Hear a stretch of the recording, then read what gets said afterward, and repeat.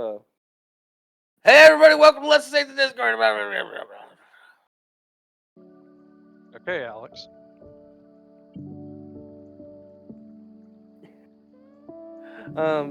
Yeah. We got Let's lost Save in the Discord. conversation, so that delayed us twice. I'm here. I'm Jables. Rimshee's here. He's in there? Yeah. And Sir's here as well. I exist, don't worry about it. Yeah.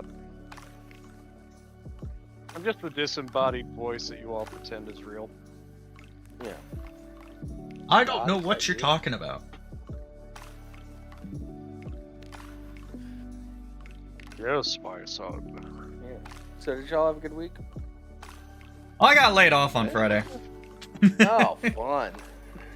I kind of saw it coming though. I was just kind of expecting it to be this upcoming week, not Friday. Damn. All right. But that's the standard of my job anyway, so it's what it is. Layoffs happen because it's construction, so you man up, you have a certain amount for a specific amount of time, you hit your goals and you start manning down, and that's just reduction of workforce. It's nothing special. You son of a bitch, I grabbed the shotgun. What? Sorry, playing Dead Space.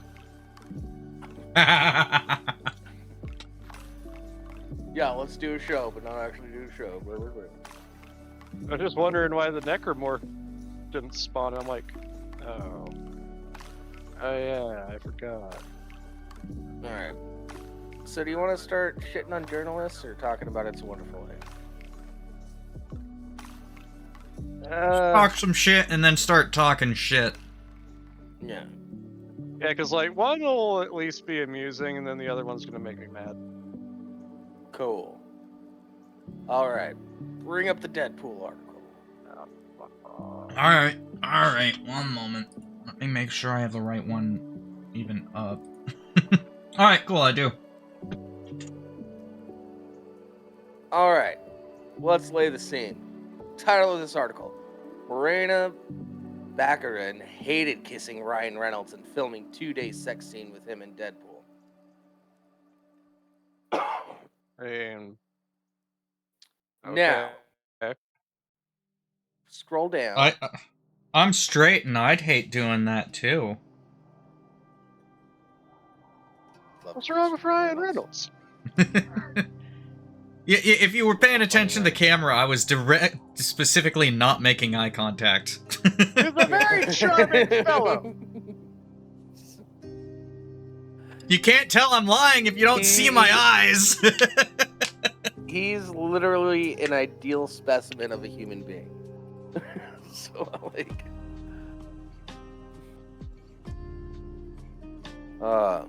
He is a beautiful butt buddy.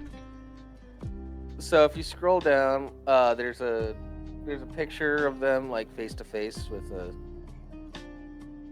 Ryan Reynolds holding a cup. All right, I will go figure it out. Yep, I see it. That one. And these are quotes from her.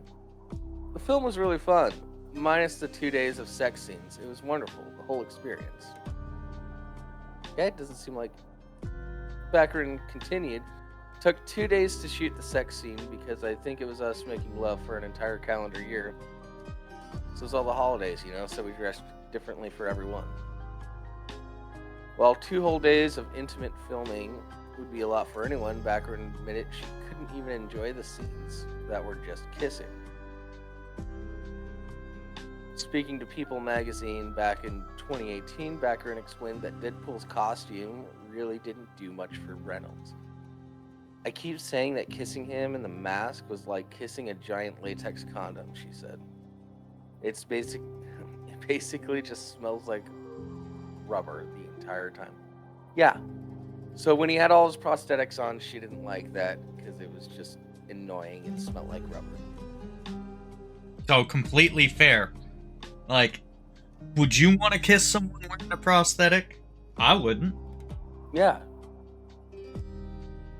Doesn't mean she hated it. She just, like... it was uncomfortable. I didn't like it. I didn't like smelling rubber. To be fair, I'd be hesitant to kiss a horrible burn victim even if it wasn't a prosthetic, but that's just me. Well, I wasn't a burn victim. That was tumors. Yeah, it was tumor results, but it had the same look. I'll grant him that. It had the same look.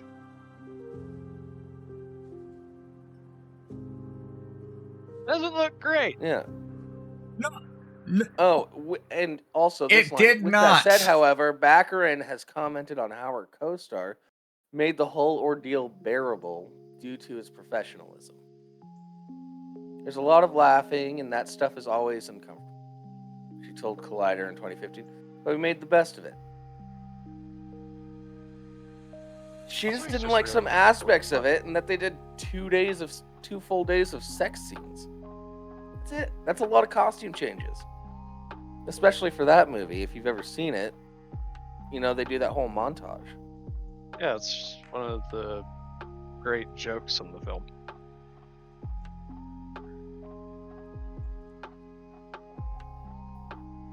Yeah. International Women's Day, one of my favorite jokes in that entire movie.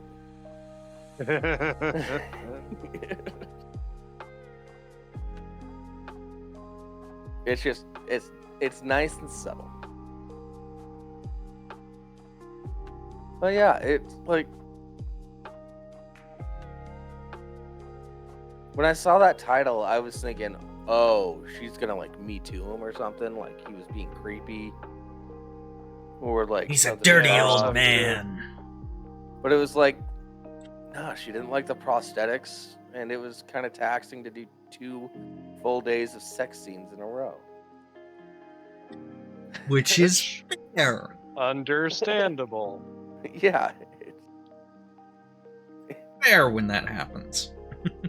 It's almost like the modern journalist doesn't have integrity anymore. I mean, Yeah. what would give you that idea? I mean, we all know it's based on fucking click-through rate anymore. They don't actually give a shit about being accurate or informative. They just want people to see the headline. Oh, she They don't- hated it? What did they do to her? What did the director make her do? What did Ryan There are Reynolds some make her do? articles, I've seen some articles where all it is a video once you click on it. You're expecting a page of text, and it's just, oh yeah, here's a video. You don't get your actual answer unless you watch our show, and it has nothing to do with the headline. Ever. Ever. Well, that's because news Or if it does, websites are it's formatted so Very shittily. tangentially related. Yeah, it's not even. It's the only thing that pops up. It'd be like this, and in the video, it'd be talking about Ryan Reynolds. It'd make no reference to his co-star. It'd make no reference to anything like that. Yeah. But even in these quotes that they have, she doesn't say she hated it. She just said it was annoying. Like, she didn't like the smell of rubber.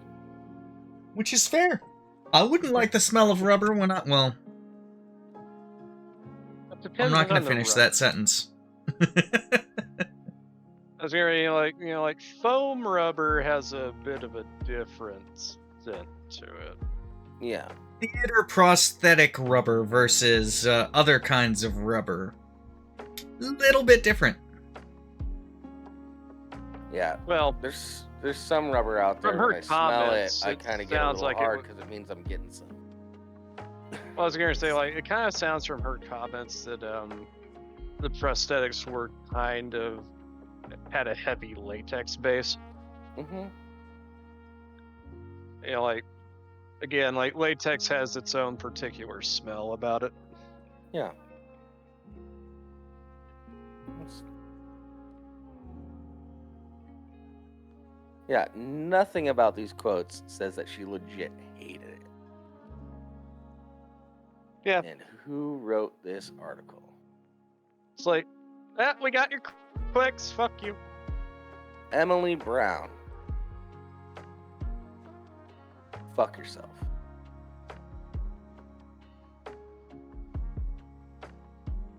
Yep. That that journalism degree was really worth it. Yeah. What am I If I saying? ever You see didn't your pay for name that. pop up as an author, I'm not gonna trust the title.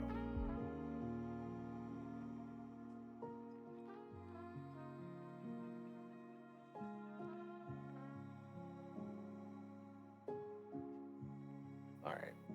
Well, that didn't last as long as I would have liked. What? We need like 15 minutes on it. God damn it. Yeah, almost exactly 13 minutes because of the 2 minutes that it takes us to Yeah. actually start the show.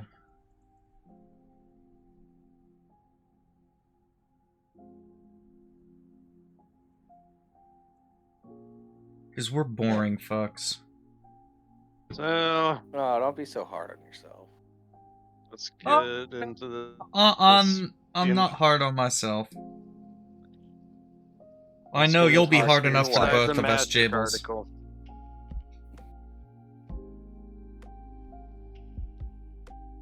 Sorry, what? We were all talking at the same time. Oh, what was that, sir? Shut the fuck up, Rimshee! I said sir, not Rimshee. Yeah, but just stopped. Because it finally registered.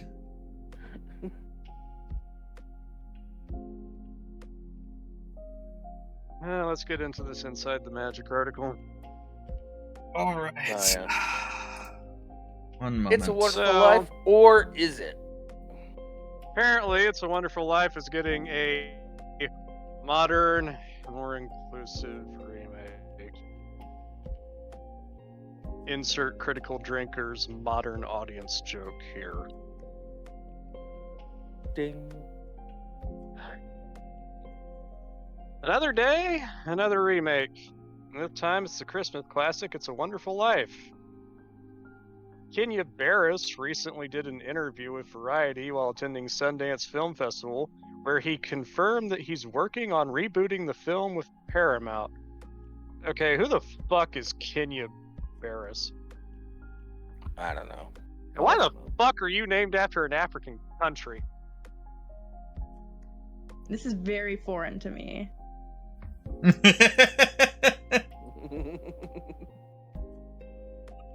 I feel like Christmas movies are amazing, and I think the idea of taking something that has that long of a history and a tale behind it and putting an amazing piece of talent to tell that story, Barris told the outlet.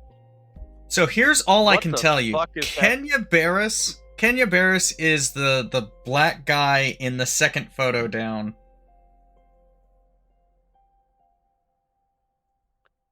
Okay, hold on. I Hold feel on, like Christmas yeah, I'm movies are looking- amazing, and I think the idea of taking something that has that long of a history and a tale behind it and putting an amazing piece of talent to... What the fuck is that sentence? So he wrote and produced Barbershop: The Next Cut, Girls Trip, Little, Shaft, The Witches in 2020, Soul, Oh, Christ, he's the guy that makes Blackish. Coming to America. Wait, they redid Cheaper by the Dozen? I think. I don't Apparently care. there was a Cheaper by the Dozen in 2022. Okay, so I don't know Okay. if the... I do remember if that the- now. I blocked it out originally. He did the new White Men Can't Jump.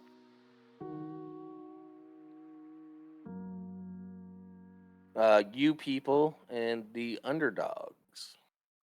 Well, no, he only did he was only producer Okay. for The Underdogs. So I don't know if it was the person writing the article that completely butchered that quote, or if it was just that stupid when he initially said it. Wait, which quote? I'm gonna go through it one more time. Slowly. I'll get some water while you're doing that. I feel like Christmas movies are amazing, and I think the idea of taking something that has that long of a history and a tale behind it and putting an amazing piece of talent to tell that story. What the fuck is that sentence? Not a complete one. So I'm not sure if the person writing this butchered that or if that's what he said.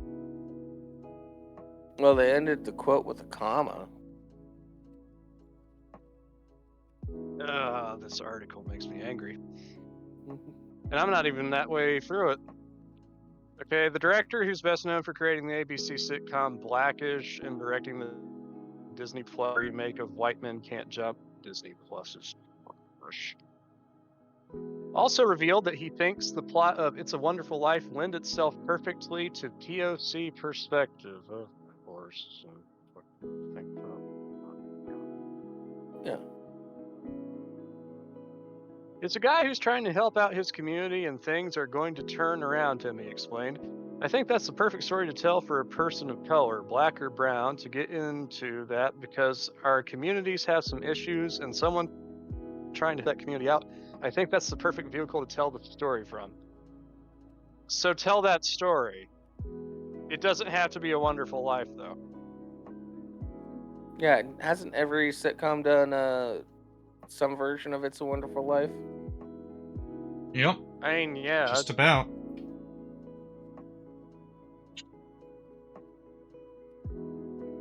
Directed by Frank Capra, It's a Wonderful Life follows George Bailey, James Stewart, as he's visited by his guardian angel, Clarence Oddbody, Henry Travers. Following thoughts of suicide on Christmas Eve, George is then shown what the world would look like if he didn't exist. Yeah. By the way, I watched I watched It's a Wonderful Life over this holiday season for the first time, and it's been years. Still holds up. Oh, you can see it. Oh, that's gross. Every time someone likes this article on Inside the Magic, there's a little heart in the lower right-hand corner of the browser. I just noticed it. Yeah. And I was like, oh, cool. Well, at least you can't see that bullshit on the screen. And I look, and it's popping up right above Jables. Oh man, this next paragraph. The hearts, not the thing. Yeah. Well, I was seeing if I was hiding it. That's all. Yeah. Okay. Yeah, YouTube has that too. YouTube has it in the most annoying place though. Yeah. Like if someone's live streaming, it's in the chat and it's just like right there, so you can't read the full like last message that somebody sent. Yeah, I remember my blocks first time off I words, saw and there's it. no way to get rid of it or move it or anything. The first time I saw it, I was watching an EFAP stream, and like I saw it in the chat, and like not long after I saw it, Rags is just like, "What is that? What the fuck is that? Why is that happening?" Yeah. Yeah, and there's been several occasions where somebody has written something and then there's a word hidden behind that, and whichever word they choose changes that entire sentence. So I'm just sitting there waiting for somebody else to chat so that I can see what they actually said. I don't know if I should ban it or if I should deal with it. Yeah.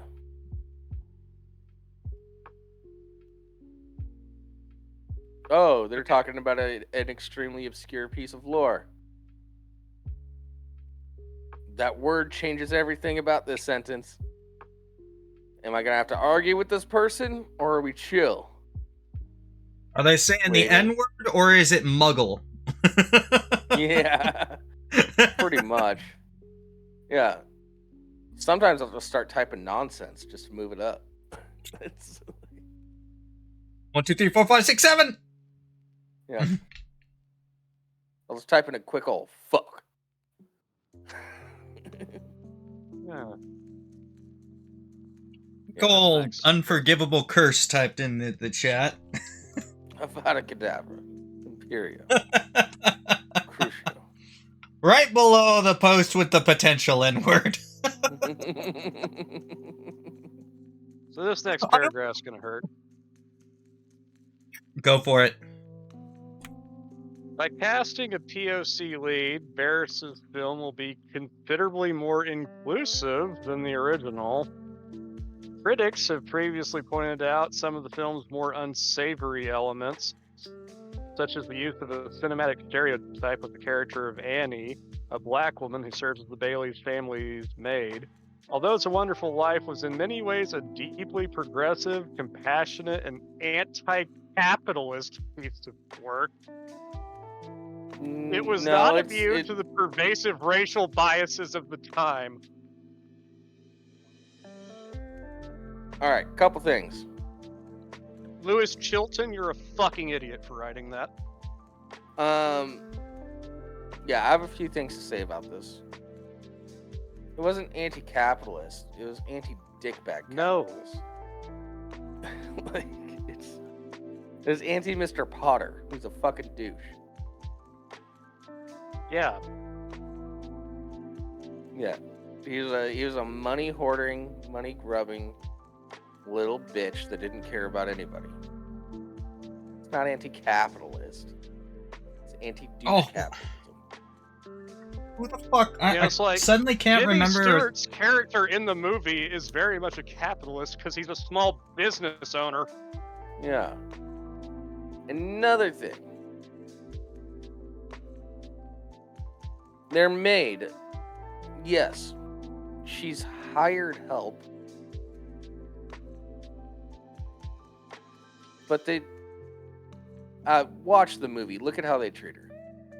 They have fun. They joke around with her and stuff. It's just her job. I mean, to be She's fair, not a I will fucking say this. She's treated as part of the family. Yeah. They never disparage her in any way. She's treated like a human. Yeah. It's like a person throughout all of it.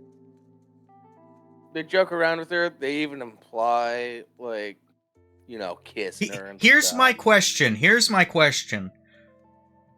Is she treated better than what's his name? The butler from Fresh Prince. Ooh. So I'd say overall, yeah. Yeah, probably. It was a lot more loosey-goosey with her than it was for Jeffrey. Yeah. Yeah, like kind of my point. That's a at least 90s TV show. At least she didn't get actively fucked with by the people that she was employed by. Yeah. Yeah, Jeffrey got fucked with worse. And his employers were a black family.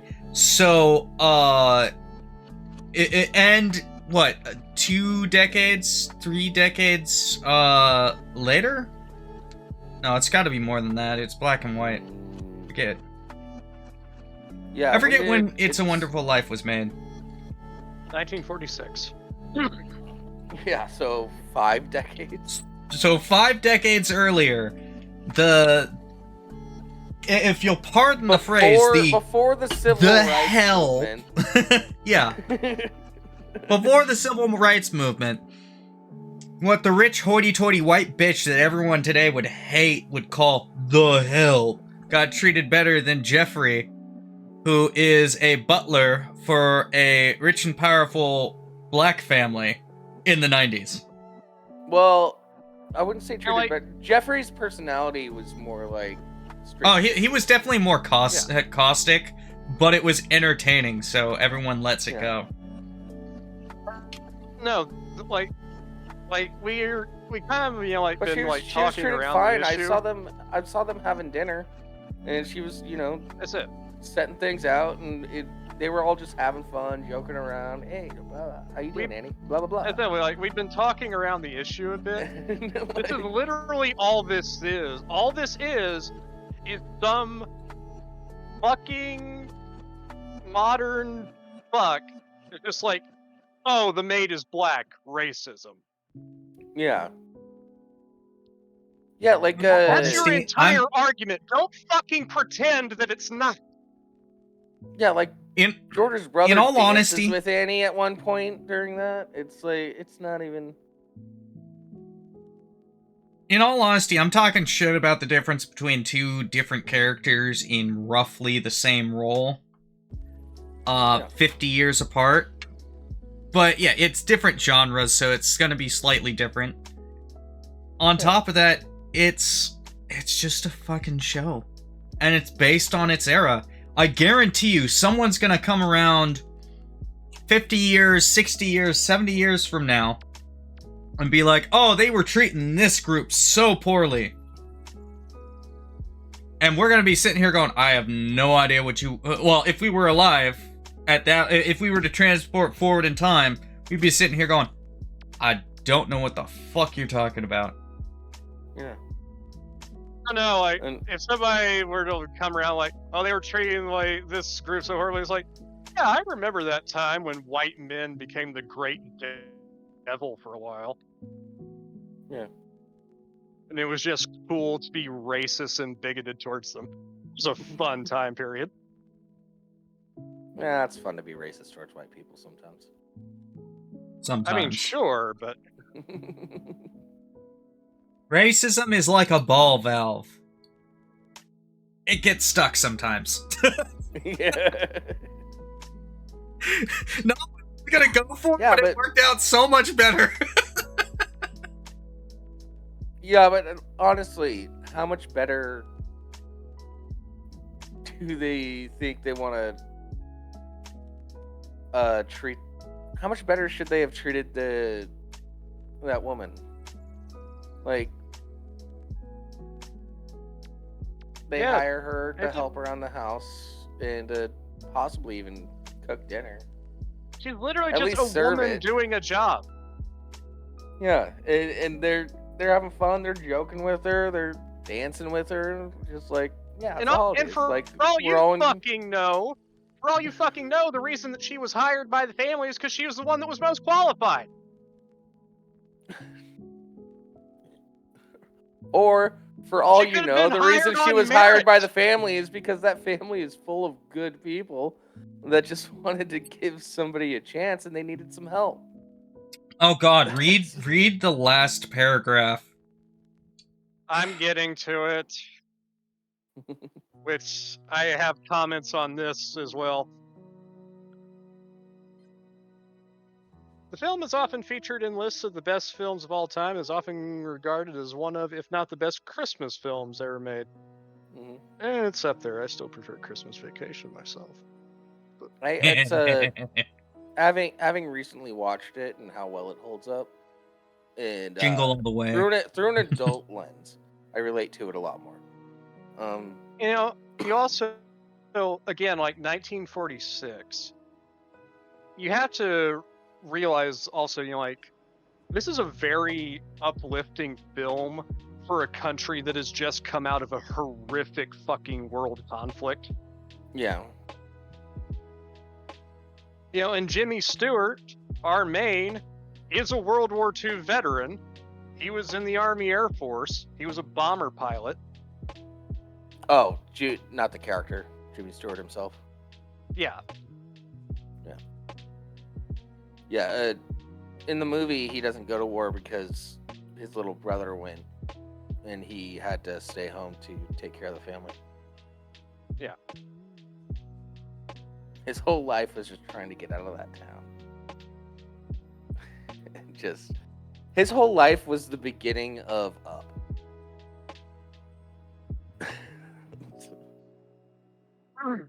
Yeah, final paragraph. Barris is also currently attached to direct a remake of another beloved classic, The Wizard of Oz. Mm. The director plans on giving the musical fantasy, which famously revolutionized the use of color in film, a modern twist, shifting the setting from Kansas to an apartment complex in Inglewood, California.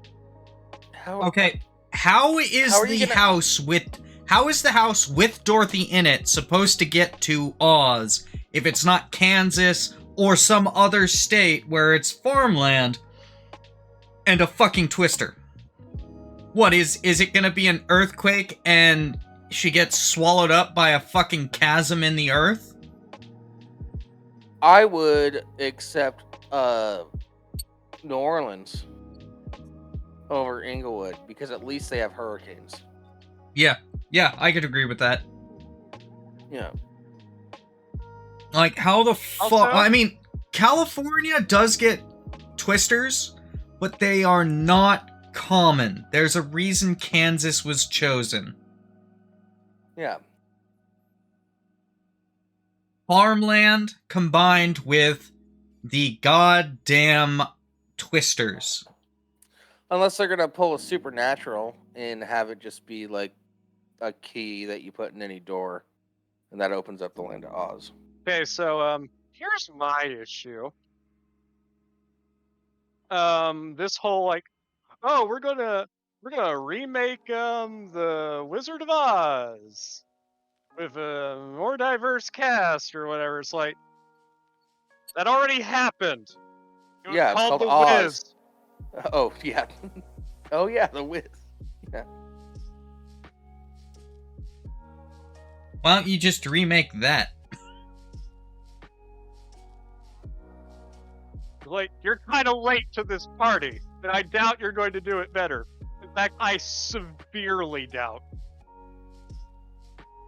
It's like when people bring up female leads, and then we have to constantly go back to Sarah Connor, Ripley. Ripley. Yeah. Leia. Yeah. Leia may not have been the main character, but she was certainly one of the main characters. She was a strong female lead. She She fucked was everybody also- on that set.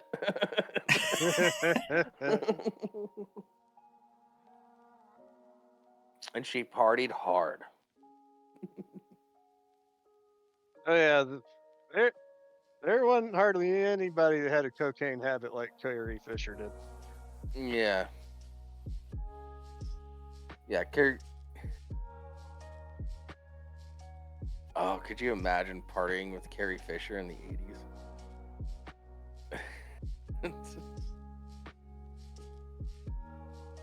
Oh man. Yeah, you're just back there with her, and she's just like, she like pushes some dude's leg. He's like, bitch, that ain't how you do a fucking line. Stand back, watch how I do this. It was Serious, a popular pay job. attention. It was a popular job to pull the tape off her boobs. Everyone wanted to do it, and she got so fed up at one point with everyone trying to jockey for position that she's like, hold on. And she went and Xeroxed her boobs and handed out a sheet to everyone on set. Yeah, she was a boss bitch. It's like, you want to see my tits? Here, there they are. Here's your own personal copy. You want me to sign it for you? She fucked Chewbacca. She will always be a badass princess. Yeah. I mean, at the start, she was better with a fucking blaster rifle than Luke. Mm-hmm. Like, he's trying Yeah. to shoot the stormtroopers, and she's like, fucking give me that. Yeah. Yeah. He's as bad trying to hit them as they are trying to not hit them. Yeah, I did have an argument with somebody at one point. It's like, what do women have to look up to? Princess Leia's pretty dope. They're Leia, like, what, Ripley, a damsel in distress? Sarah I'm like, Connor. No. Leia was never a damsel in distress. She sent that message and went Well, willingly. She didn't have to. She may have been a damsel, and she may have been in distress, but she was never a damsel in distress. Yeah. Yeah, like, did we just completely forget the fact that she killed Jabba the Hutt? Yeah, She and strangled also- that guy to death. Also, when Luke walked in the stormtrooper uniform, her She first took shit. instinct was to roast the shit out of him. You seem a little fucking short to be a stormtrooper. Like, damn. Not, don't hurt me, anything like, no, fuck you and the horse you rode in on. You fucking empirical dick jockey. Yeah, exactly. This is after she was fucking tortured. Yeah. Yeah! You want to be a badass woman. She was captured, she was tortured, and she is still throwing up the 2 middle fingers. Fuck you. Oh yeah, While and, like, escaping. Captured, tortured, and being witness to her fucking planet being vaporized. Yeah. She was just While walking being in, rescued. grabbing her crotch, suck this non-existent dick, you fuckers.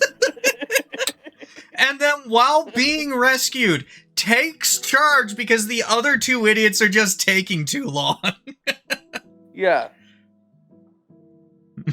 Yeah. No, let's go here. In there. Just fucking do it. I don't give a fuck. Yeah. I think we pretty much broke down why people loved Princess Leia so much. Yeah. Effectively her true introduction scene to the story. Yeah, she starts out by being a semi-mysterious character who gets captured and is tortured and all this. And then after all that, her introduction to Luke and Han is, fuck you, I ain't saying shit. Immediately followed by, get the fuck in that shit, idiots! We're gonna die otherwise! Yeah. I don't know what else to say. Leia's awesome. I need to watch those movies again. Yeah, I do too. Yeah. And you know what, Luke? I don't blame you for kissing her, even though she's your sister. One, Well, you can always that wasn't fall the back. original plot.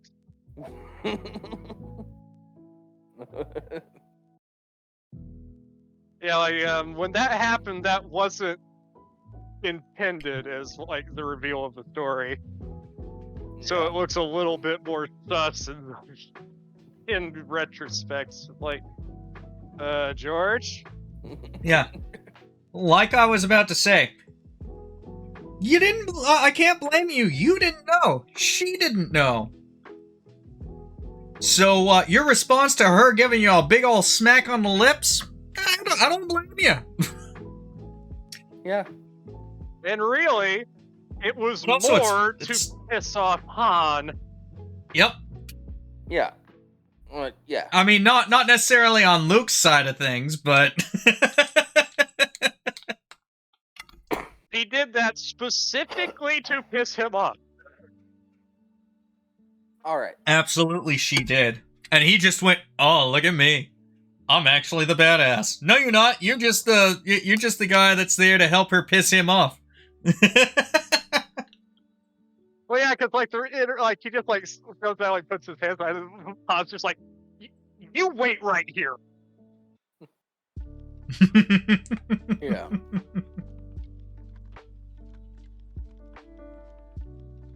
And if you actually, this is honestly, this is something I never noticed until someone pointed it out.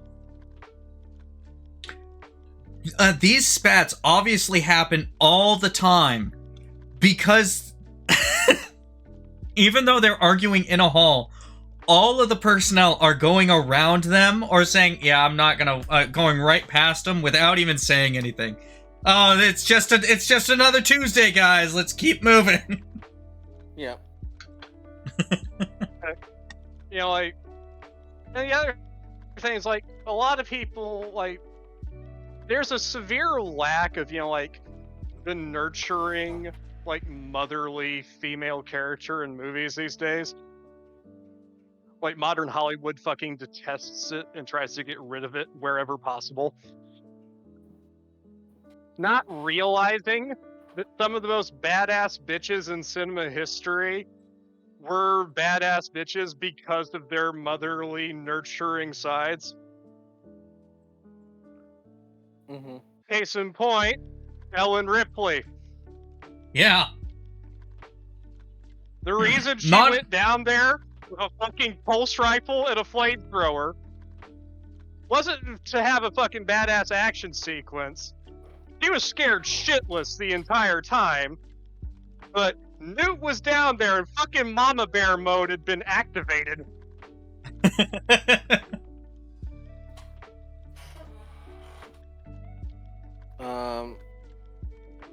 I just realized how fitting my shirt that I'm wearing is. Yeah.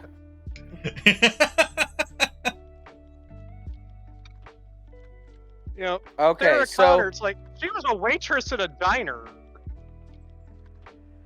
But she was just your very average sort of woman. But the reason she became such a badass is because, like, fucking robots from the future are going to try and come and kill my son. yeah, Fuck that. Not happening. A-tier mom. Try it, motherfuckers. Okay, so back to what we were talking about. So apparently there was an F4 tornado in 2012 in Inglewood. Yeah, but how is it gonna suck up an entire apartment complex? Or is it just gonna take that one apartment chunk out and fly it away? Maybe they're having a party on the roof. I'm sorry, but I have to just say this. An EF4 hits an apartment complex. There is no apartment complex. That shit's gone.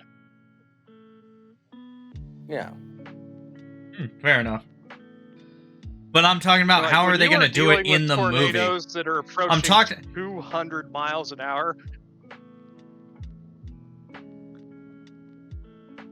All right. I mean, it's not going to be in one piece. It's going to be fucking ripple.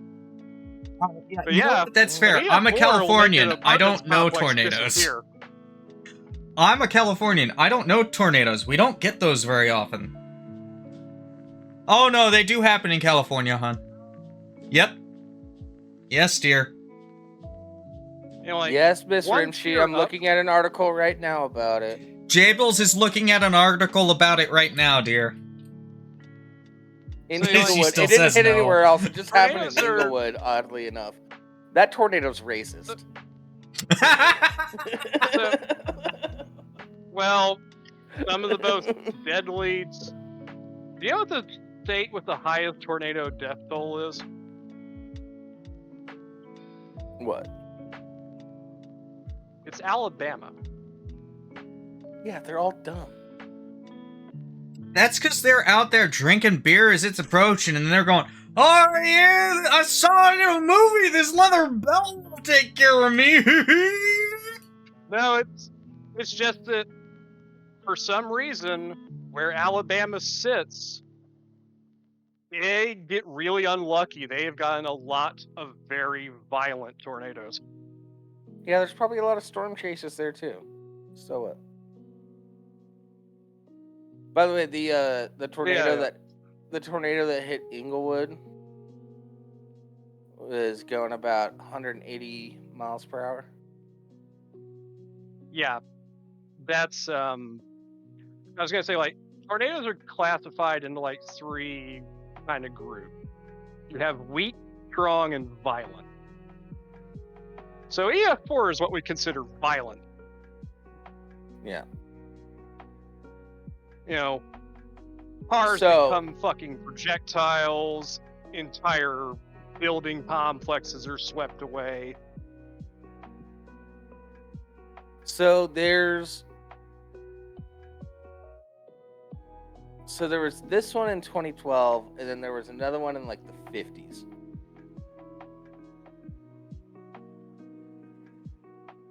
Yeah, they're not common in that area.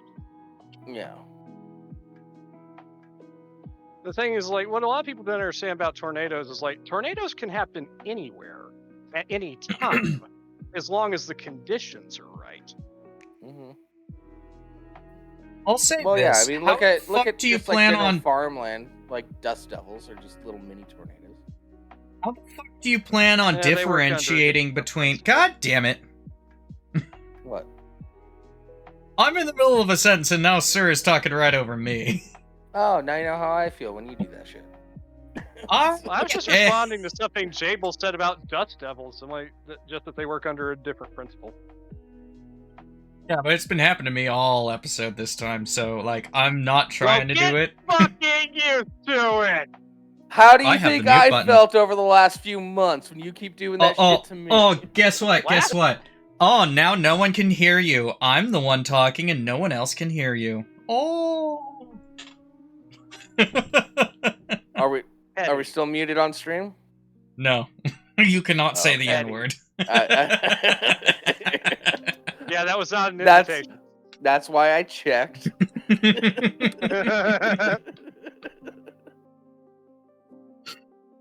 I wasn't gonna say the N-word though.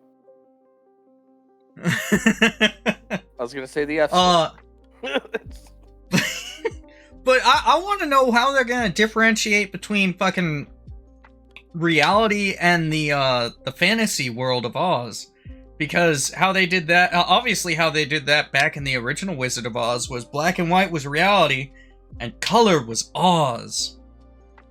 Yeah. Well, everything's ubiquitously color now, so I mean, are you gonna do the exact same thing and do, oh, reality's in black and white, so we're gonna minimize it, but we're gonna do the whole movie in color other than that? Yeah, being on a farm in Kansas and it being in black and white, like the whole point was the big reveal of it being in color when you get to Oz. Yeah. Oh my god. I'm sorry. But I just feel like it would be a perfect opportunity. They never do this, but it'd be a perfect opportunity for the characters to play. Man, no tent cities and used hypodermic needles? We ain't in Cali anymore. Oh no! Wait, here's what you do. When they get transported to Oz, they become white.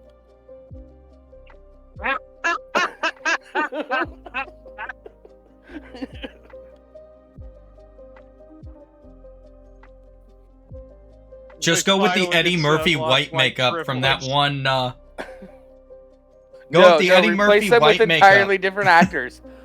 Oh.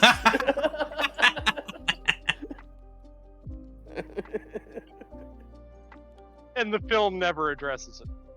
Yeah, exactly.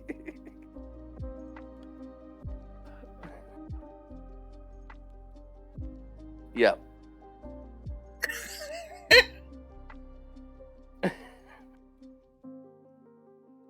Damn it, why doesn't Hollywood pay us? I don't know. Because we have good ideas. Yeah. We have good ideas. And they don't want to pay for nobody good would let ideas. this fly. We would get lambasted so fucking hard for doing something like that. Myra Sauce is just like, yeah, come at me. I give a fuck. I mean, it's fine. I'll just turn my computer off. It's okay. I'll just hang out in like my circles. Oh no, you do have to, you have to make it a big ol' fucking joke throughout the entire film. Like, they never address that it's a different actor or anything like that. They never address that the skin color changed. But they're using like the same speech patterns and black sense and stuff. Using the same speech patterns, and there's jokes going all along the entire thing where it's just... Oh, have the white actor say the N-word with sake.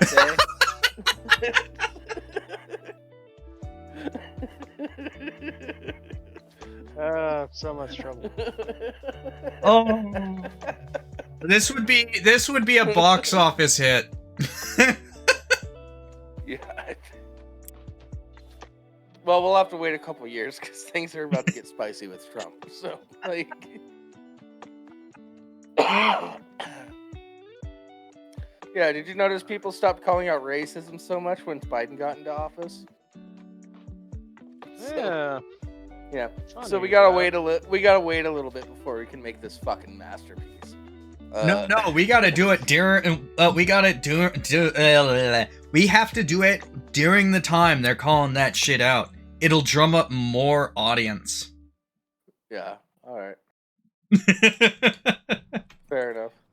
Strike when the iron's hot, motherfucker. I don't know if we can find enough white actors that are willing to do that, though. I mean, Ari Shafir is close enough, right? No, because he's way too Jewish for right now. They'd hate on that. No, that's why it's perfect. Nah. I'm torn on like in this hypothetical film. I'm torn between all of the black actors at the start of the film going, "We've given them all the N-word pass for this movie," da da da, da, and just not doing that because it would be like how funny on Tarantino one makes- hand and funny on the other hand. Yeah, just gotta. Yeah, we gotta get some black people involved. We gotta do. We want to do this and have them all just be like, "Yo, we all thought this was really funny. Let it be what it is." Like,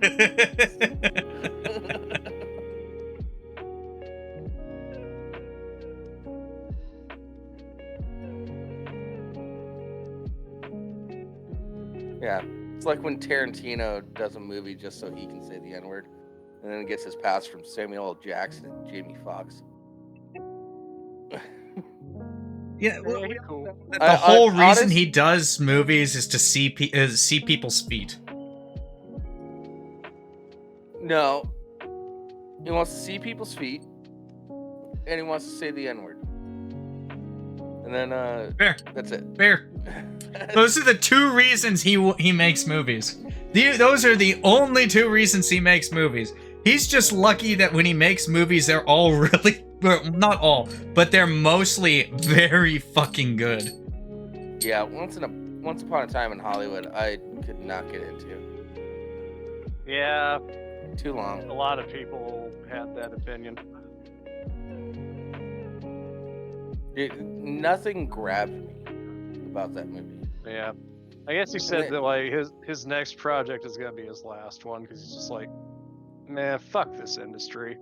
It's not. Well, his I've whole seen plan was enough to only feet. do like 10 movies. You know. Yeah, he's sitting there going, "I've seen enough feet now. I've said the N-word enough times." Well, what are all of his movies like? He's done well more than 10. No.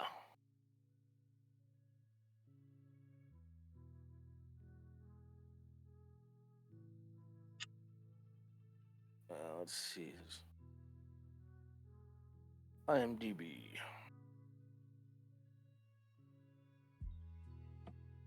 Oh, never mind. He's done a lot more than 10. All right. I think 10 was. Oh yeah, so he did Kill Bill movies. Was he in Little Nicky, or did he direct Little Nicky? Well, that's the thing is like, you know, he was. Oh, he it's was like, in not Little every, Nicky. Not every film on there is like one that he was actually responsible for directing. It's just like something he was attached to in some way. So, as an actor,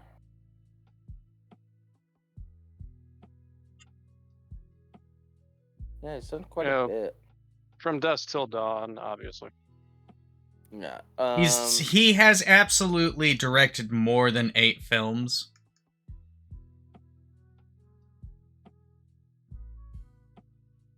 Apparently there's a Kill Bill Volume 4 that I didn't know about. I didn't know there was a volume 3. I didn't either. What's say going on? that's news to me. What? Yeah. What? Okay, what's so up? it's rumored. It's rumored. Got it. Kill Bill had a perfectly fine ending. There's no reason to do it anymore. Wait. Quentin Tarantino is writing a Django / Zorro. I mean, I'd watch it. Okay. Oh my god. Wait, Especially what if is you got this? Antonio Banderas back.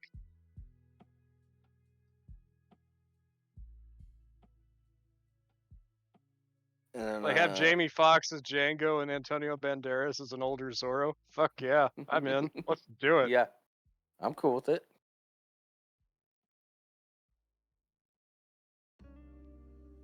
Yeah, so there's a Reservoir Dogs.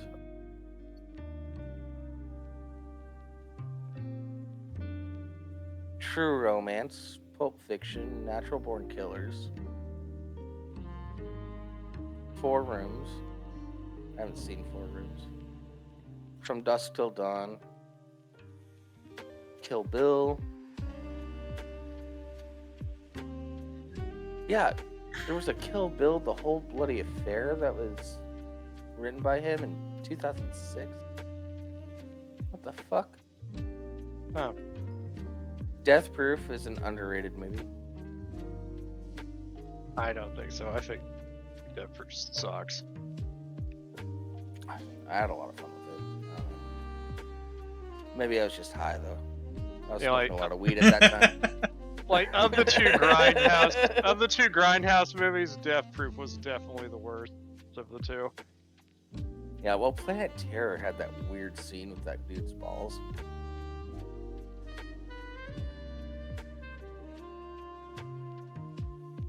Django Unchained, Hateful Eight, From Dusk Till Dawn, the series. I did like the From Dusk Till Dawn, the series. It made a lot more sense. Yeah. And Once Upon a Time in Hollywood, overrated movie. Yeah, like I think Hateful Eight was another one that a lot of people weren't entirely sold on. Yeah, I wasn't that into that either. I'm That not a one was huge fan just of westerns really either. Well, it wasn't so much the fact that it was a Western, it's just really fucking slow. Yeah. What happened to the fun poppy shit of like Kill Bill and Pulp Fiction? Or Natural Born Killers even?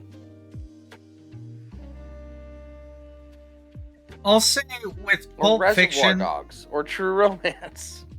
Pulp Fiction is definitely a movie that if you're not willing to watch it multiple times, don't bother. You're just gonna end up confused. Yeah, I think Pulp Fiction is a great movie, but I also think it's overrated, if that makes sense. Yeah. No, it's a great movie, but it's it's like a college art film project Mm-hmm. in how it's almost like they filmed all the scenes as they would in a normal filming sequence and then didn't rearrange them to make sense, just put them in as they were filmed. Yeah, I know well, that's not the case, but that's how it feels. It's a collection. It's pretty much a collection of vignettes that they just sort of tied in together. Well, So your first watch should be focused on the main characters. Second watch, you need to focus on the background. honestly, if you don't watch it twice, it's hard to figure out the order of how stuff happens. And even if you watch it twice, you're not gonna get it. It takes multiple watches. If you're not willing to do that, you almost shouldn't bother watching it. Yeah.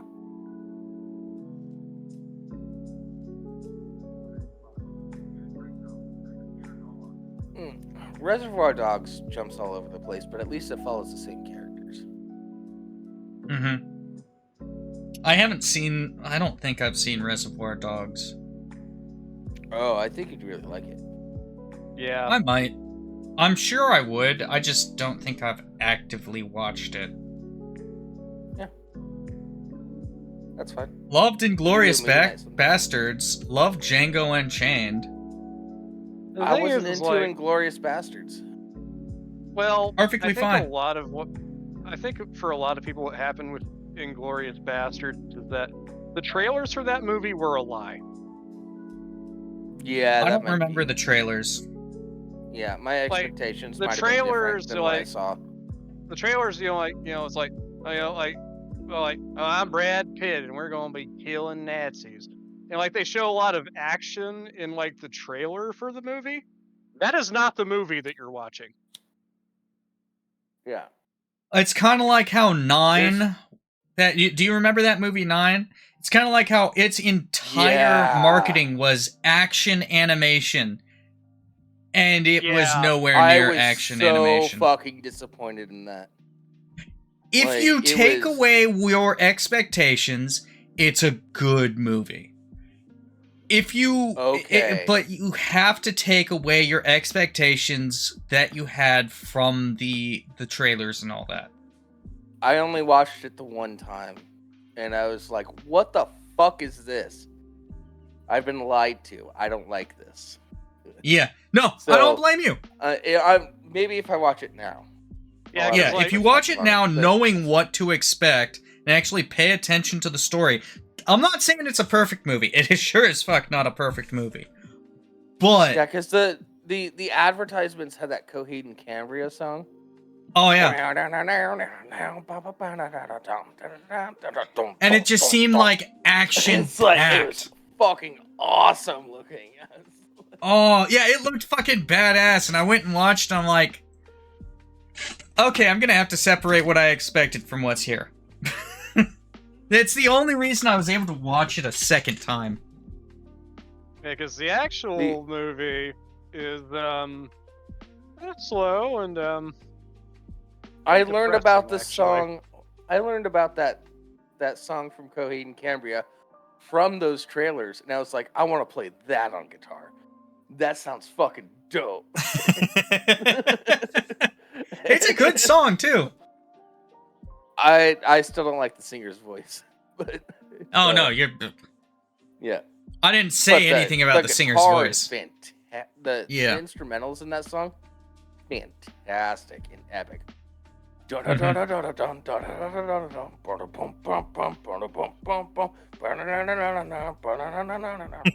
like I said, Inglorious Bastards, the trailers kind of sold as like a gritty sort of like World War II action movie. Yeah. Almost Whereas like a Saving the Private Ryan. Yeah, whereas the reality is it's very much a character piece, Mhm.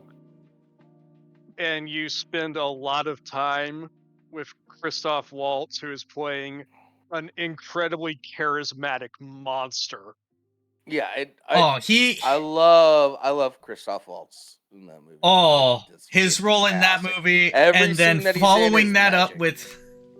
I love his Following it role up in with that movie. Django, Yeah, and then Where he's following it the up with exact Django, opposite. exactly. Uh, he goes from an absolute unredeemable fucking monster to like a guy whose morals on right and wrong are so strong that he could not leave that room without shooting that motherfucker. Yeah. Yeah. Well, his character in Django is an excellent example of show don't tell, because he never talks about his morality, but like throughout the entire movie, you get a real good sense of like where his morals are and how he actually feels. Oh, yeah. You can see... I mean, he does talk about it to some degree, but it's always indirectly. Yeah. Anytime he does talk about it, it's very indirect. And one of the things that Quentin Dumas? Dumas was black.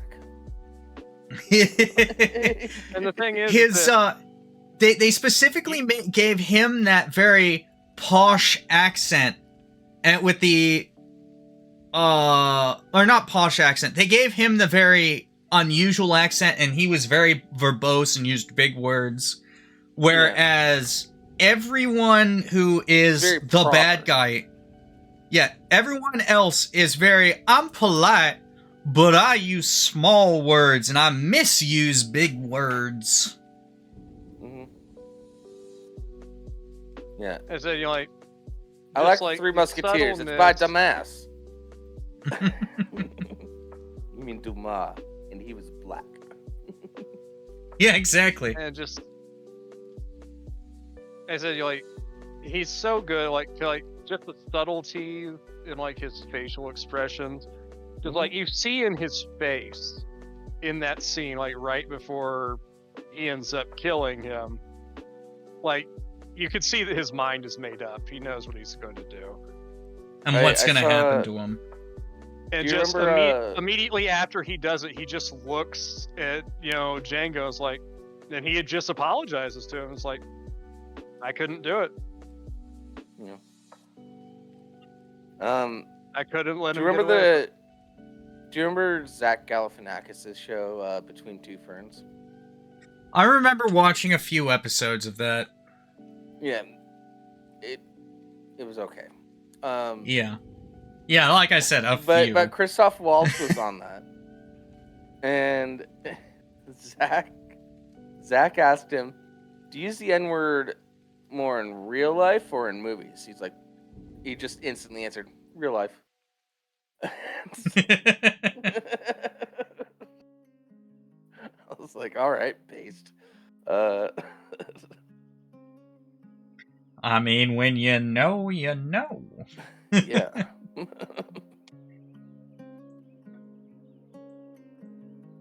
No.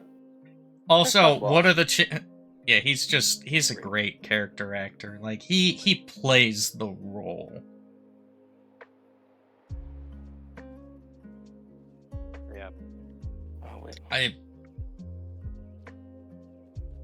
Although I gotta say, one of my favorite parts in Inglourious Bastards is at the end.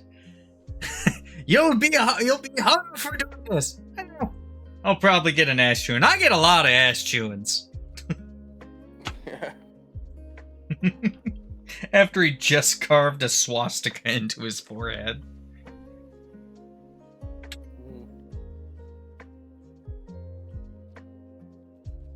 Oh. Honestly, though, that show don't tell mentality is definitely missing from a lot of modern movies. They don't trust their audience to know what's going on.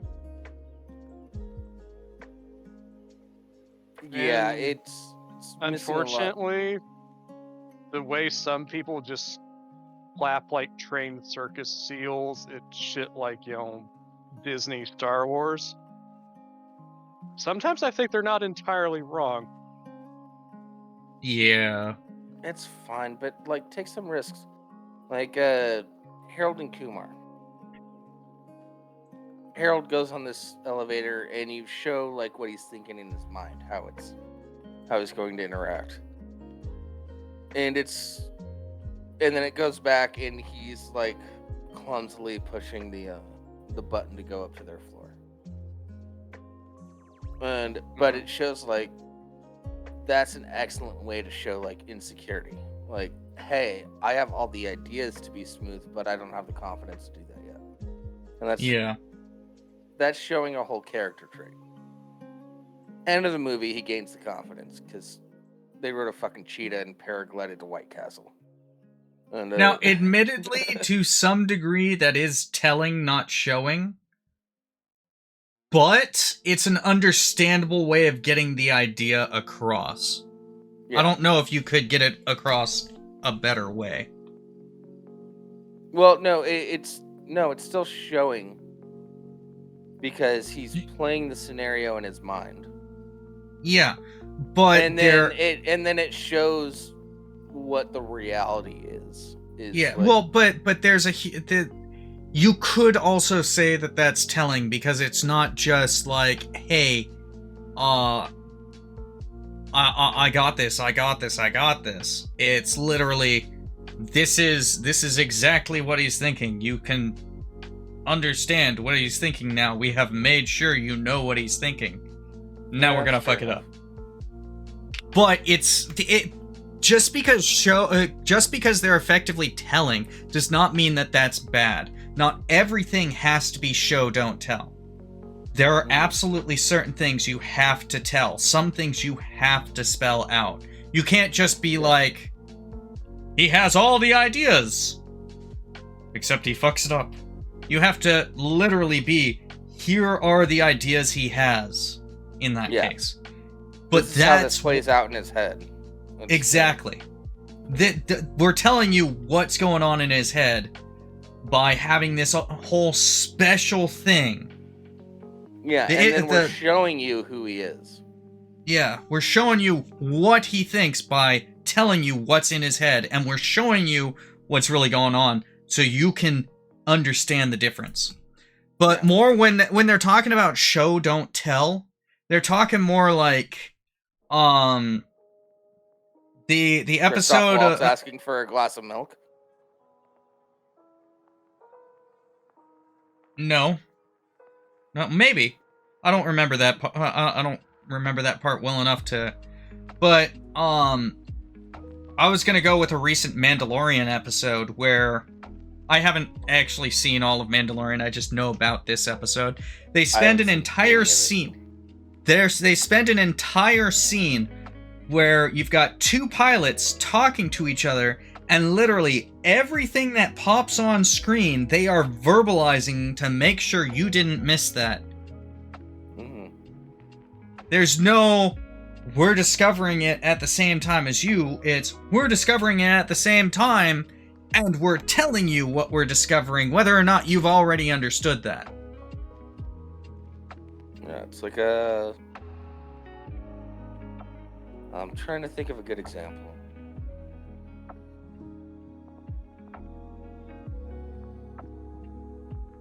Do you have any, sir? What exactly? Show don't tell. An example of show don't tell. Or telling but not showing.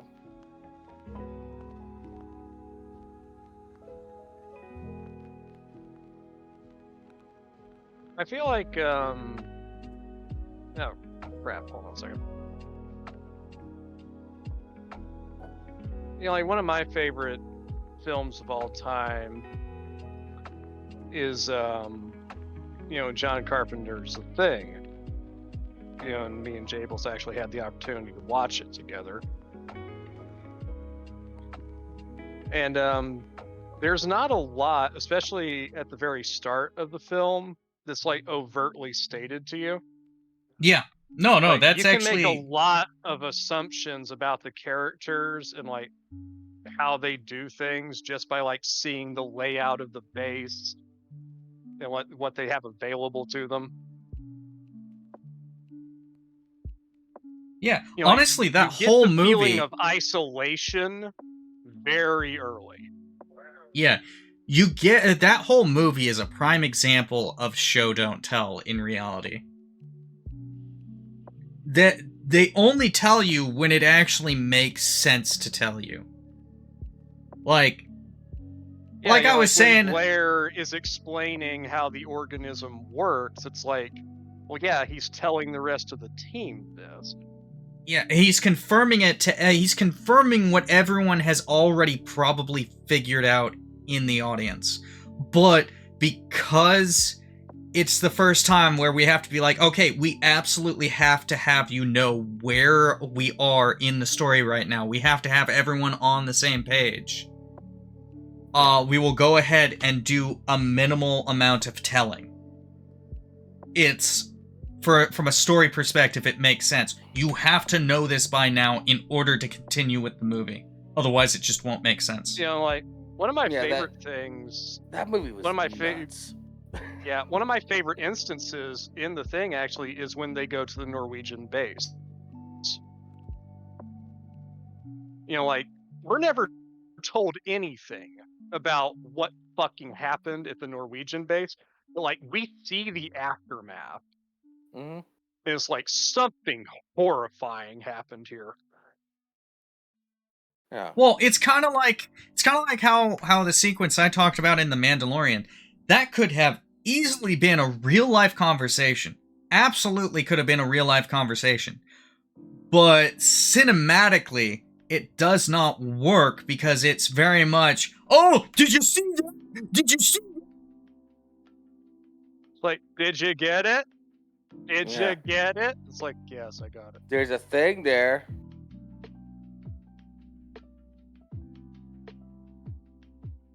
Yeah. My reaction to The Thing was nuts. I remember watching that with you, and you were like, "This is why I like to watch things with you, Jables." Well, I remember your exact words to me after the fact. It's like, that was really great, but I'm gonna need a while before I watch that again. Yeah. Yeah. Yeah. Yeah, it's a little. I think it's also like the most uncomfortable I've ever been around. The most uncomfortable Jables has been ever. Like, we've been watching something. Because there were multiple points where he's just like, no, don't like that. Yeah. Yeah. And I've still got, you know what, I'm going back to the previous page. We're good on this. Yeah. Yeah, it's not like when we were watching Star Trek and I'm just like, why the fuck would they do that? What are they doing? What's going on? Oh, watching Deep Space Nine with you is a fucking trip. Yeah. So I'm glad you had fun. I'm glad I made it fun for you. That's. Well, it was great because like it had been but... so long since I had seen it that there were a few points of like, oh shit, that is how that played out. Yeah.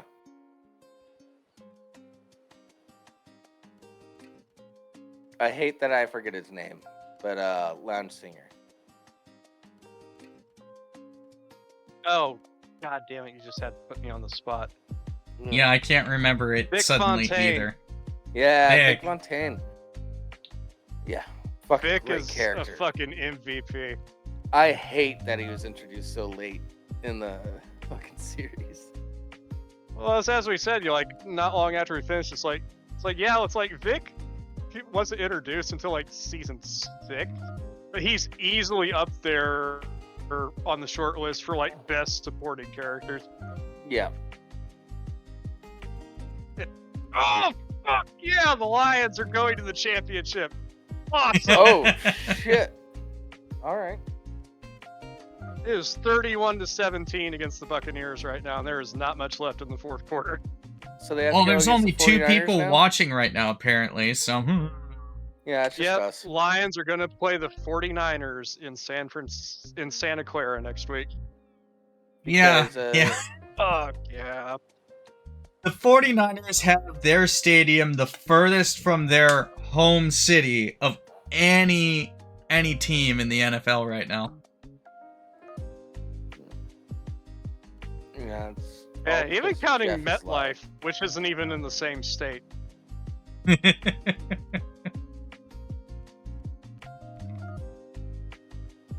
Hold on, I'm gonna send a quick little fuck you to Jeff. Yeah, man. What? It says we've got Totally 3 people consider. watching now. That's all of us. Not that this thing's all that accurate, but... like, if you look at the actual So user I list, literally we've went over got... to Jeff's stream and just typed in a fuck you, Jeff.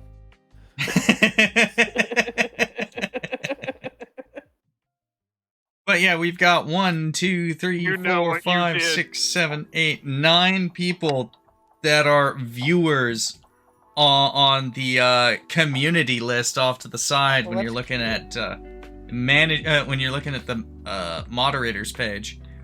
But you know, it doesn't count any of them apparently. And it's back down to 2 people, despite the fact that moderators watching, Jables, Rimshee, and Sir is watching. Kimmy's allegedly here. Kimmy, if you're actually here, type in chat. Just do a hi. I'm curious. Which one's Kimmy? Damn, I haven't heard from Kimmy in a long time. Yeah. Kimmy Parsons. Oh, I see Kimmy Parsons now. Now that I've updated the fucking community list, that's showing up, and now it's down to 3, 4, 5, 6, 7, 8. I haven't talked to Kimmy in years. Yeah, I see her shit on Twitter it's on been occasion. a couple of years.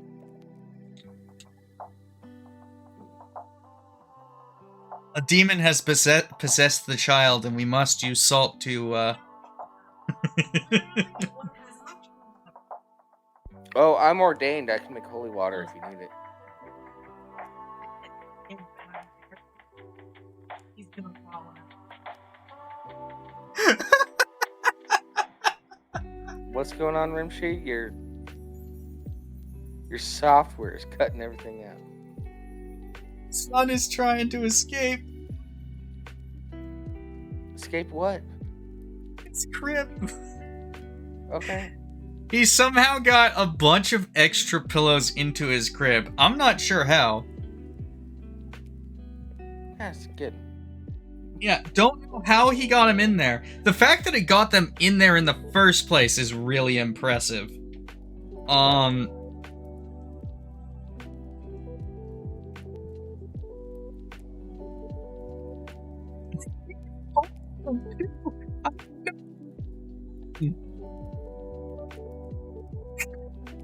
He's definitely not ready for a nap.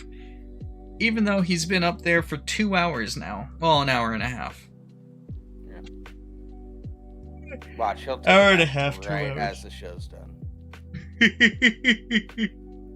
Yeah, probably. He didn't go to sleep until 2 yesterday.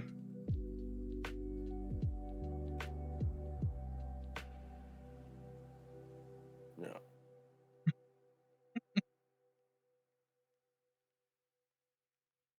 So Oh. I think I need to watch this new Cheaper by the Dozen because I've never heard of it. It's I oh mean, god, it's got like good. 50 Cent in it or something. Maybe it was fuck, I don't even remember who's in it. Probably Ice Cube. It was Ice Cube. I think it That was was Ice Are We Cube. There Yet? Oh. Fuck, I don't remember. Ice Cube's been doing a lot of like kid-friendly films, so he might be in it. But you said this Well- was from 2020, so yeah, it's a 2022 film.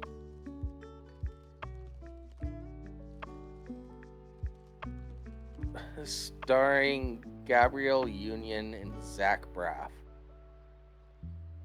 oh Zach Braff, the guy from Scrubs. yeah. God, I was way off. He's not a black man at all. You are correct, Rimshee. Yeah, He is not, in fact, a black man. it's a You mixed- you are right. I was thinking about Are We There Yet? Absolutely, that's what I was thinking about.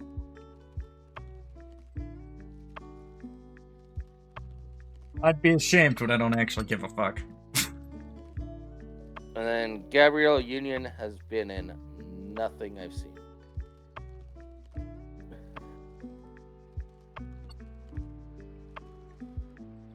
Alright. Hey, who has a Disney Plus account that I can get the password to?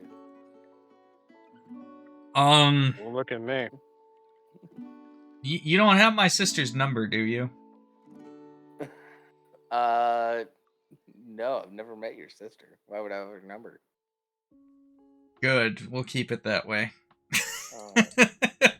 Fair enough. You would have maybe- met her had my wedding actually happened the way we were planning on it happening. Yeah. Instead of Yeah. COVID hitting you, and saying, China. yeah, fuck China. Irrelevant to what we're saying here. Fuck China. Oh, did you see Specifically, some fuck shit Steve- like STP. I saw Tim Pool is a sensationalist. Let me get that out of the way right now. To put it mildly. He posted a video. China has produced a new virus that's stronger than COVID. Okay, I had I have a Facebook friend. I specify Facebook friend because I knew him in the military and I haven't really talked to him that much since. Yeah. He posted about this same exact thing and said they have his, you know what? I actually posted it in Jeff's server. as a meme. Let me pull it up and I'll put it in chat. Yeah. I've only seen Tim Pool talk about it. Which means it's probably bullshit.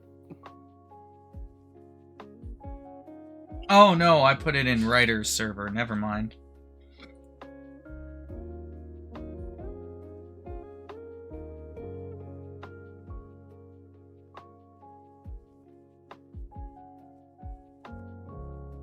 Oh, by the way, sir, while Rimshee's doing this, there's somebody that wholesome server that I've been a part of, the Harry Potter book club thing. The guy that runs that, he's willing to come on, and I'm thinking we're gonna revive all the old food debates, get some fresh eyes on Oh no.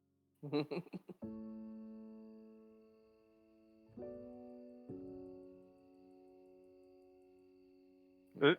That it's like oh yeah, somebody decides to come on, and then it's like this was a mistake. I Well, they'll regret have this to learn decision. I shouldn't somehow. have come here. Sorry, what was that, sir? I said we finally get somebody to come on, and then we start that up. And it's like this was a mistake. I shouldn't have come here. Oh, well, he's such a wholesome guy. I figured like that would be the best avenue for us to go down. Is food debates. Fuck was the other spear? I need that. Alright, hold on. Yeah, but it's just, I mean, if China did, There it is. what does what mean? Any of that.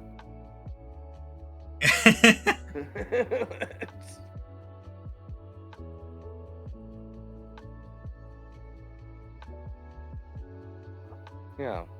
It doesn't specify anything, and his immediate post was, the Chinese have just finished re-engineering COVID to 100% morbidity, and it says nothing about morbidity anywhere in the article that is screenshot. At least in the section that's screenshot. Yeah.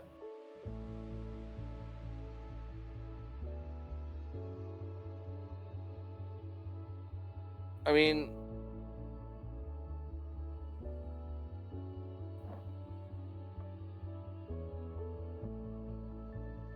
oh god, I hope it's not real. Fuck. Don't get me wrong, I think we should adopt the Japanese model. When you're feeling a little under the weather, you should wear a mask. Totally fine. I'm cool with that. Voluntarily. I don't want to mask up everywhere anymore. Yeah. Yeah, I'm okay with the whole culture aspect of, like, hey, you got a bit of a cold, but you're still functional, wear a mask. Totally fine. Yeah, go ahead. I'm cool Just with that. it protects others. It's fine. It's not a huge issue. Yeah, something like that I've got no issue with. My issue comes when it's government mandated. Yeah, I still have a bunch of masks around, and I've worn a mask at work because I was feeling a bit of a cold coming on. It's not a big deal. The last time But I masking wore a up mask at everywhere for work, every reason, even though you're perfectly healthy, is just like it's a yeah. And Oh, I feel fine. Let me just throw on this. Maybe it's more annoying because during the whole pandemic, I didn't know what places were cool with not wearing a mask, what places weren't cool, so I just had to keep a mask on me at all times. Yeah. I worked in a room by myself, and like a safety person came in and was like, "Hey, you're not wearing a mask." I'm working in a room by my fucking self. Like, what's a mask gonna do to help this situation? Yeah, it's literally not anything. Same safety lady that made me and another guy sit 6 feet apart, but then she stood 3 feet away from us. So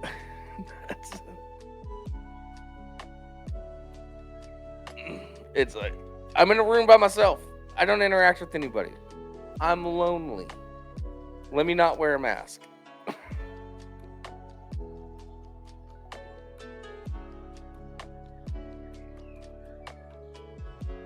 Did I share too much right there? No. No, Okay. No, we're good. I think we're just kind of at the natural end point of the show. Yeah.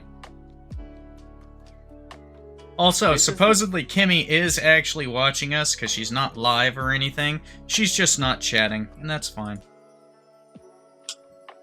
Or she wasn't chatting when she was on there.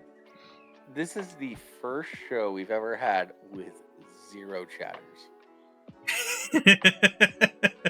Yeah. I blame Jeff. It's all Jeff's fault. Yeah, Well, same here. I mean, Also, I think it was a pretty good show. Yeah, one of our better ones, and no one's here to see Yeah. it. well, here's the thing: it's like it just goes to show that what we've been saying for years is not bullshit.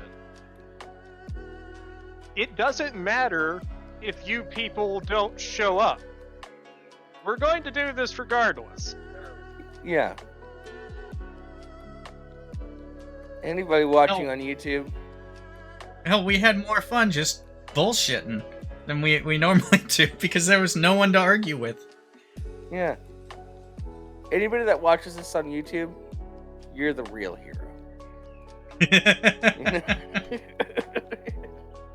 Because nobody on Twitch gave a fuck. Yeah, not wrong.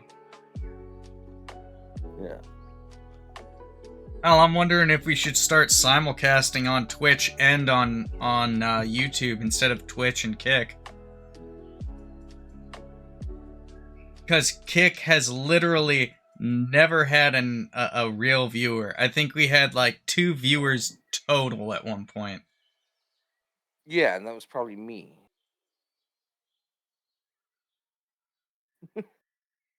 Yeah. Yeah. And I feel like with that one, it's one of those things where it's just like, it was one of those things like if we were going to jump on it, we waited way too long. Yeah, whatever. And even then, there was no guarantee that we were going to get traction anyway.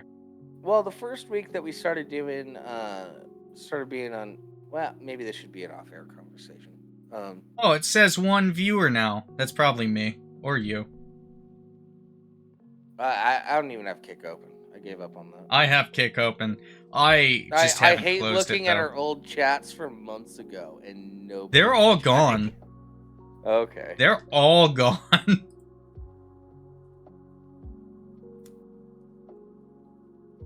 Yeah, That we was tried the deleting those stupidest thing chats. that was one of the stupidest thing Kick was doing. Was, oh yeah, just residual chat. So a stream from a fucking month ago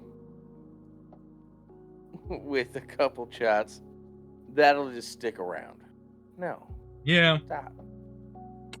Oh, you've only had 2 chats? Let's make the chat feel more engaging so when people pop in, they think that people are chatting. Which, on the one hand, that would help. However, it says 2 viewers now, somehow. I don't know who else is watching now. I doubt Jimmy's you watching opened on that Kick shit as up. well.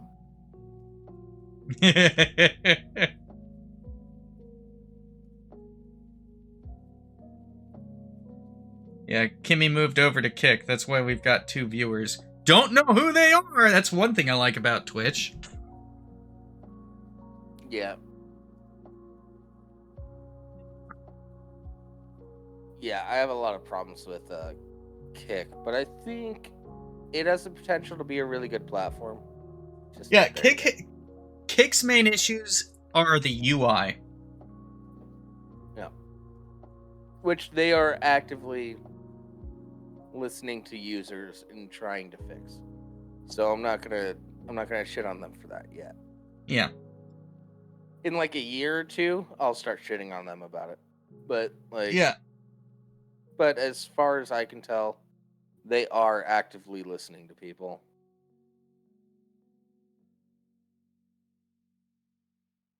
It'd just be nice if it actually functioned. But I'm thinking about us canceling our Kick stuff and just simulcasting on YouTube and Twitch. But that's a Yeah, let's just go conversation back for to- another time. Yeah, let's just do YouTube. YouTube and Twitch Get on the back to our- simulcast. Get back to our roots. Yeah. Yeah, I'll change next week's information so that we're just simulcasting on Twitch and YouTube. Yeah, that way you don't have to upload it to YouTube or anything. Mm-hmm. But it does mean that we have to come up with an actual name for it. Oh, a title? Every time during the show. Yeah. That's fine. What should this week's be? Fuck diversity? No. Fuck inclusion? No. Um, Cinema Sins, the real story. Fuck Cinema Sins. Sucks. yeah, have you seen there's a YouTube channel called like the Birdman or something like that?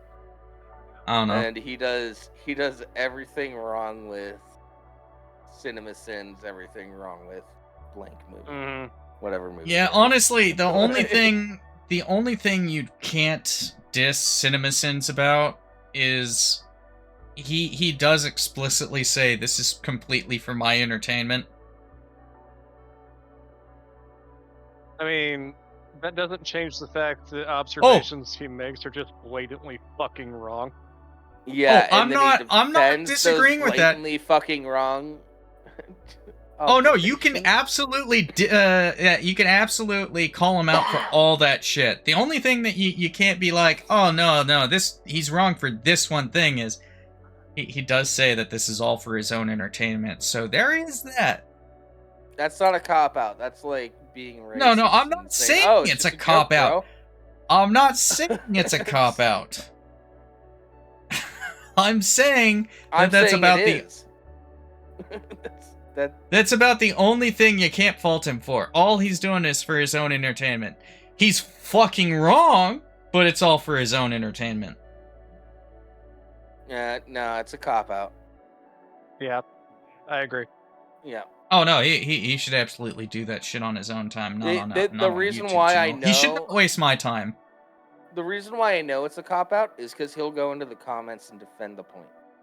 Oh, he will actually... Okay, never mind then. I didn't realize he did that shit. Fuck him. Yep.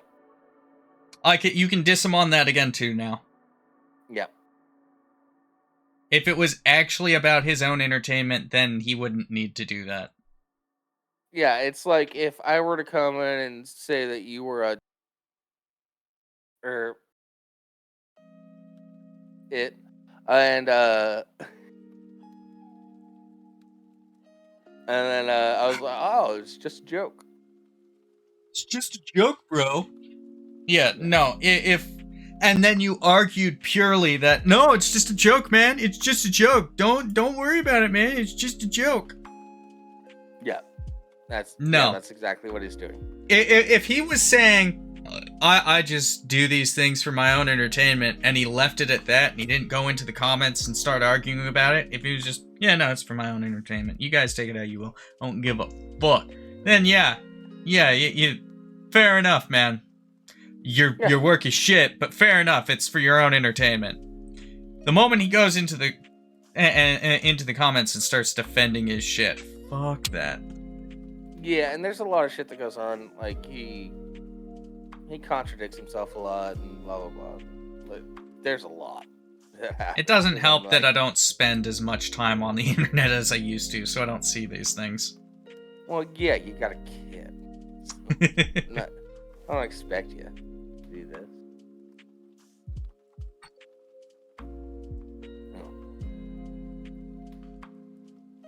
Oh my god. Congratulations, Lions. Holy shit. What was the score? 31-23, and it ended with a Baker Mayfield interception. Nice. Lions picked it off. Game's over. They're going to the championship game. Nice. Congrats.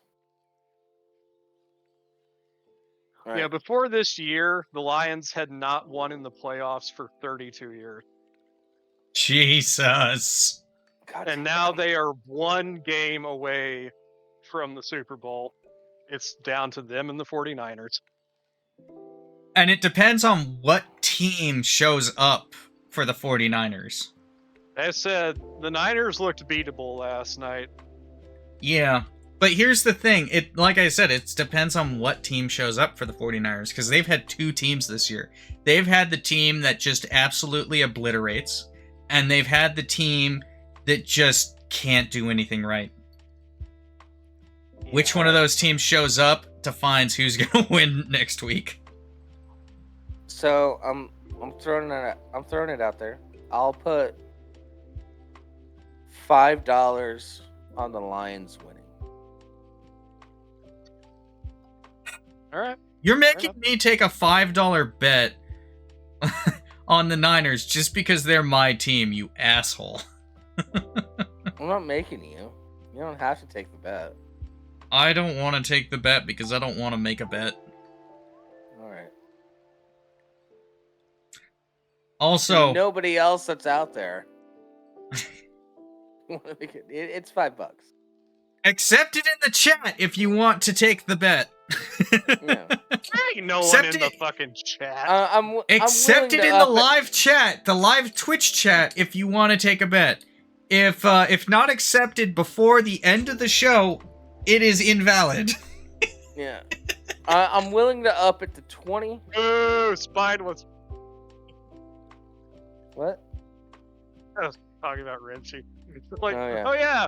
Confirm it in the live Twitch chat that no one is currently in.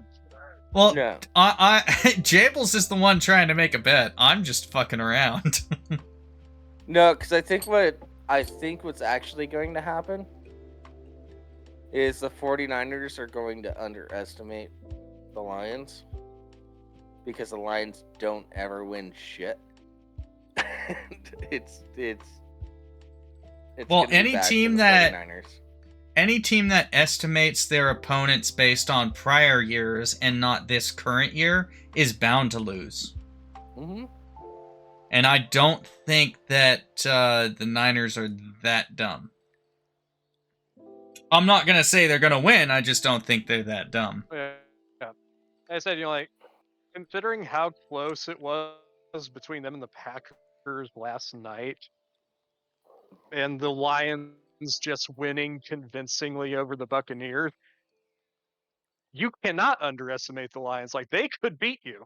They could go all the way. Yeah.